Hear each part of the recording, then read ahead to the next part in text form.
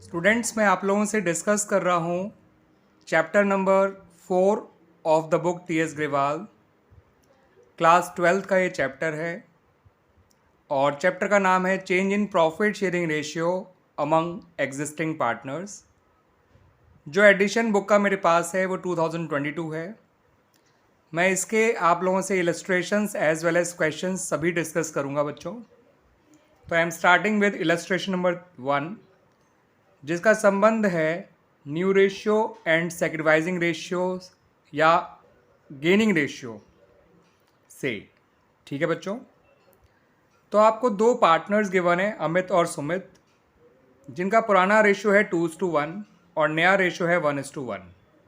तो पुराना रेशियो तो है 2:1, नया रेशियो है 1:1। आपको बताना है कि as a result of this change in profit sharing ratio between Amit and Sumit किसको गेन हुआ और किसको सेक्रीफाइस करना पड़ा।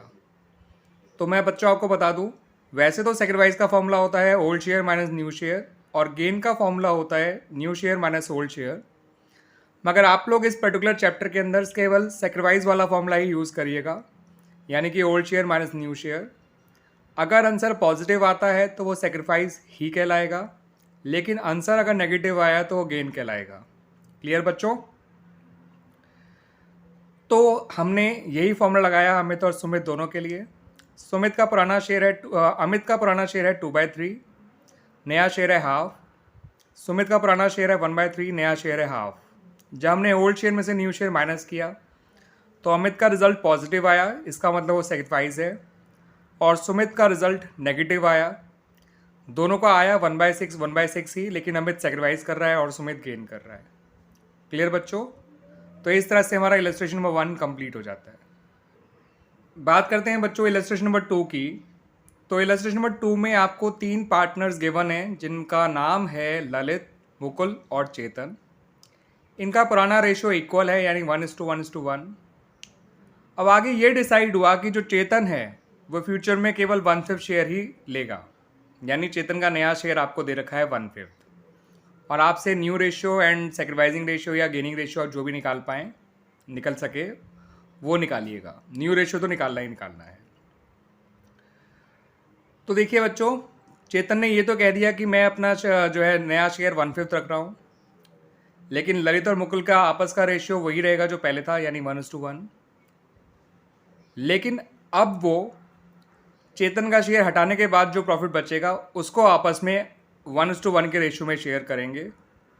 तो पहले ऐसा करने के लिए फर्म के टोटल शेयर को 1 मान लीजिए। अब चेतन का शेयर उसमें से हटा दीजिए जो कि 1/5 है, वो रिमेनिंग शेयर हो गया। 1 में से 1/5 हटाएंगे तो वो 4/5 हो जाएगा। और ललित और मुकुल, जिनका आपस का रेशियो चेंज नहीं हुआ है, अब वो उस बचे हुए प्रॉफिट को जो चेतन को देने के बाद बचेगा उसका प्रॉफिट शेयर आपस में इक्वली ही डिस्ट्रीब्यूट कर लेंगे। तो रिमेनिंग शेयर आया 4/5, और 4/5 का हाफ होता है 4/10। हम 2/5 भी लिख सकते हैं वैसे तो, लेकिन मैं कटिंग नॉर्मली अभी अवॉइड करता हूँ, बाद में ही यूज़ करते हैं इसको। तो ललित का नया शेयर आ गया 4/5 का हाफ, यानी 4/10। मुकुल का नया शेयर आ गया 4/5 का हाफ, यानी 4/10। और चेतन का नया शेयर तो 1/5 है, लेकिन उसको भी हमने लिख लिया 2/10, क्योंकि डिनोमिनेटर सबके सेम होंगे तभी हम रेशियो ढंग से बता पाएंगे। तो इस तरह से इनका नया रेशियो आ गया बच्चों 4:4:2 या फिर 2:2:1। तो नया रेशियो तो आ गया। अब गेन और सेक्रीफाइस निकालने के लिए ओल्ड शेयर आपके पास है, न्यू शेयर आपके पास है, तो old share minus new share लगा लीजिए। आंसर नेगेटिव आया तो गेन, आंसर पॉजिटिव आया तो सेक्रीफाइस। ठीक है बच्चों, तो आइए देखते हैं वो। देखिए बच्चों, हमने old share minus new share वाला फॉर्मूला ललित, मुकुल और चेतन तीनों पे लगाया। ललित का नया पुराना शेयर है 1/3, नया शेयर है 2/5, तो माइनस करके आंसर नेगेटिव आया, इसका मतलब ललित गेन कर रहा है। मुकुल का भी नेगेटिव आया, वो भी गेन कर रहा है। चेतन का पॉजिटिव आया, वो सेक्रीफाइस कर रहा है। ललित का गेन 1/15, मुकुल का गेन 1/15, चेतन का सेक्रीफाइस 2/15। एटलीस्ट हम गेनिंग रेशियो अब निकाल सकते हैं, क्योंकि दो लोग हैं गेन करने वाले, तो दोनों के गेन से उनका गेनिंग रेशियो आ गया 1:1, यानी ललित और मुकुल का गेन आ गया, गेनिंग रेशियो आ गया 1:1। और चेतन का सेक्रीफाइस तो आपको मालूम है 2/15 ही है। रेशियो एक ही आदमी का निकालते नहीं है, रेशियो निकालने के लिए कम से कम 2 लोग होने चाहिए। तो दैट्स वाई हम ललित और मुकुल का रेशियो निकाल रहे हैं, वो भी गेनिंग रेशियो। ठीक है बच्चों, बात करते हैं बच्चों इलस्ट्रेशन नंबर 3 की, जहाँ पर आपको एक्स वाई और जेड का पुराना रेशियो गिवन है 5:3:2। आपको न्यू रेशियो, सेक्रीफाइसिंग रेशियो या गेनिंग रेशियो सब निकालना है। याद रखिएगा न्यू रेशियो तो निकालना ही निकालना है, सेक्रीफाइसिंग रेशियो और गेनिंग रेशियो जैसा ज़रूरत होगी वैसे निकाल लेंगे, जैसा सिचुएशन बनेगी। ठीक है बच्चों, तो इसमें कई सारे केसेस दे रखे हैं। केस 1 में कहा है कि z takes 1/5 share from x। Case 1 में कहा है कि z 1/5 शेयर लेगा x से। तो क्लियरली बता रखा है कि कौन सेक्रीफाइस कर रहा है और कौन गेन कर रहा है। सेक्रीफाइस कर रहा है x, गेन कर रहा है z, और y कुछ नहीं कर रहा है, क्योंकि ये बात केवल x और z के बीच में है। y का शेयर जैसा पहले था वैसा ही आगे भी रहेगा। ठीक है बच्चों, आइए अब इनका न्यू शेयर निकाल लेते हैं।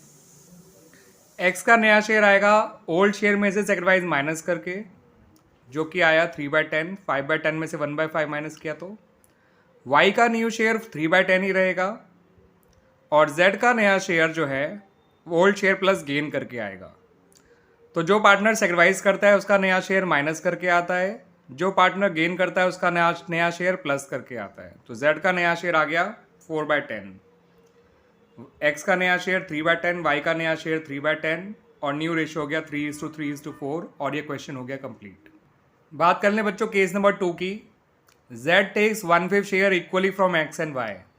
z जो है वो 1/5 शेयर इक्वली लेगा x से और y से, यानी कि x और y दोनों 1/5 शेयर का आधा देंगे, क्योंकि वो 1/5 शेयर को इक्वली ले रहा है दोनों से। तो 1/5 का आधा होता है 1/10, 1/10 ही x देगा, 1/10 ही y देगा, और z का गेन तो 150 आएगा। ठीक है बच्चों, तो उसे अल्टीमेटली 150 मिला है। तो x और y का नया शेयर तो उनके पुराने शेयर में से सेक्रीफाइस माइनस करके आएगा, z का नया शेयर उसके पुराने शेयर में इसका गेन प्लस करके आएगा। तो x का नया शेयर हो गया ओल्ड शेयर माइनस सेक्रीफाइस, यानी 5/10 माइनस 1/10 यानी 4/10। y का नया शेयर आ गया ओल्ड शेयर माइनस सेक्रीफाइस, यानी 3/10 माइनस 1/10 यानी कि 2/10। z का शेयर आएगा ओल्ड शेयर प्लस गेन, यानी 2/10 प्लस 1/5 यानी कि 4/10। तो आप खुद देख लीजिए, नया रेशियो हो गया एक्स वाई जेड का 4/10, 2/10 और 4/10, जिसे लिखा जा सकता है बच्चों 4:4 या फिर 2:1:2। क्लियर बच्चों, ये तो हो गया नया रेशियो। और रही बात सेक्रीफाइसिंग रेशियो की, तो वो भी निकाला जा सकता है, क्योंकि एक्स और वाई तो दोनों सेक्रीफाइस कर ही रहे हैं, तो वो हमने निकाल लिया। 1:1 आएगा, बिकॉज दोनों का सेक्रीफाइस 1/10 1/10 है। तो 1/10 1/10 दोनों का सेक्रीफाइस है, जिससे इनका सेक्रीफाइसिंग रेशियो आ गया 1:1, और केस नंबर 2 कंप्लीट हो गया। केस नंबर 3 बिल्कुल नॉर्मल है बच्चों। एक्स वाई जेड का न्यू रेशियो दे रखा है आपको 1:1:1। तो जब न्यू रेशियो गिवन है, ओल्ड रेशियो गिवन है, तो सीधा old share minus new share वाला फॉर्मूला लगाइए। आंसर पॉजिटिव आया तो सेक्रीफाइस, नेगेटिव आया तो गेन। यही हमने करके देखा। एक्स वाई जेड के पुराने रेशियो आपको पता ही था 5:3:2 था, तो एक्स का पुराना शेयर 5/10, वाई का पुराना शेयर 3/10, जेड का पुराना शेयर 2/10। नया रेशियो तीनों का इक्वल है, तो एक्स का नया शेयर 1/3, वाई का भी 1/3 और जेड का भी 1/3। Old share minus new share किया तो एक्स का सेक्रीफाइस आया 5/30, वाई का गेन आया 1/30, जेड का गेन आया 4/30। तो एक्स तो केवल सेक्रीफाइस कर रहा है अकेला, तो सेक्रीफाइसिंग रेशियो तो नहीं निकाल सकते, मगर इस क्वेश्चन में हम गेनिंग रेशियो निकाल सकते हैं वाई और जेड का, बिकॉज दोनों गेन कर रहे हैं, और गेनिंग रेशियो आया 1:4। और इस तरह से केस नंबर 3 कंप्लीट हो गया बच्चों। बात करें बच्चों केस नंबर 4 की। केस नंबर 4 इस इलस्ट्रेशन नंबर 3 का सबसे इंपॉर्टेंट केस है। z takes 1/5 share of x। तो z x से 1/5 शेयर नहीं ले रहा, x z जो है x के शेयर का 1/5 ले रहा है। ठीक है बच्चों, और y से वो उसके शेयर का 1/6 ले रहा है, तो वो x से 1/5 नहीं ले रहा है, x के शेयर का 1/5 ले रहा है। ऐसे ही वो z से 1/6 नहीं ले रहा y से, वो y से उसके शेयर का 1/6 ले रहा है। तो ऐसे में सेक्रीफाइस मल्टीप्लाई करके निकाला जाएगा, डायरेक्ट सेक्रीफाइस नहीं दे रखा, ना x का ना y का। वो एक्स से ले रहा है 1/5 शेयर ऑफ एक्स, तो 1/5 ऑफ माने मल्टीप्लाई और एक्स का शेयर 5/10, तो 1/5 ऑफ 5/10, 5 से 5 कैंसिल हो जाएगा तो 1/10 आ जाएगा। मैंने रेड पेन से 2/20 इसलिए लिखा है ताकि मैं सेक्रेटाइजिंग रेशियो निकाल सकूँ। ठीक है बच्चों। और y का सेक्रेटाइज है 1/6 ऑफ 3/10, ऑफ का मतलब मल्टीप्लाई और 3/10, तो ये सॉल्व करके आएगा 1/20। अब y का सेक्रेटाइज 1/20 है, x का सेक्रेटाइज 1/10 है, इसलिए मैंने इसको 2/20 लिखा ताकि सेक्रेटाइजिंग रेशियो निकाल सकें दोनों का, क्योंकि दो लोग सेक्रेटाइज कर रहे हैं तो सेक्रेटाइजिंग रेशियो हम निकाल सकते हैं। और सेक्रेटाइजिंग रेशियो आ गया x और y का 2:1। अब नया शेयर निकालना है तो याद रखिएगा जिसने सेक्रीफाइस किया उसका तो नया share old share minus sacrifice करके आएगा, और जिसने गेन किया उसका नया share old share plus gain करके आएगा।